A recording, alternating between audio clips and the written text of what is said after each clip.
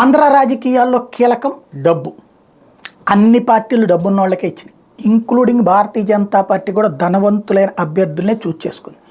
కష్టపడ్డటువంటి వాళ్ళు, పార్టీ కోసం పనిచేసిన వాళ్ళు డబ్బు లేకపోవడం వలన కార్యకర్తలుగా లేదంటే వీళ్ళకి సహాయకులుగానే మిగిలిపోయే పరిస్థితి. ఇప్పుడు ఈ డబ్బే కీలక పాత్ర పోషించింది. రాబోయేటువంటి రోజులు అటు వైసీపీ, తెలుగుదేశం, జనసేన, భారతీయ జనతా పార్టీ అందరూ కూడా డబ్బున్నటువంటి వాళ్ళకి ఇచ్చినటువంటి నేపథ్యంలో ఇప్పుడు వందల కోట్ల రూపాయలు ఖర్చు పెడతారు. ఇప్పుడు ఒక్కొక్కళ్ళు ఈ 3 జట్లు కలిపి, ముగ్గురు కలిపి కనీసం ఒక 5-6 వేల కోట్లు ఖర్చు పెడతారు. వీళ్ళొక్కళ్ళే 5-6 వేల కోట్లు ఖర్చు పెడతారు. ఒక్కొక్కళ్ళు జీవితకాలం సంపాదించుకున్న డబ్బుల్లో సగమో 3/4 లేదా అప్పు చేసైనా సరే ఇప్పుడు ఎన్నికల్లో పోటీ చేశారు. మరి వాళ్ళు రేపటి నుంచి ఏం చేస్తారు?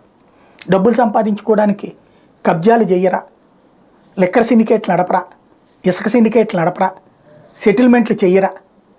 అలాంటి వాళ్ళని ఎన్నుకునేటువంటి జనాలది తప్ప, వాళ్ళని ఎంపిక చేసినటువంటి పార్టీలది తప్ప చర్చ జరగాల్సిన అంశం.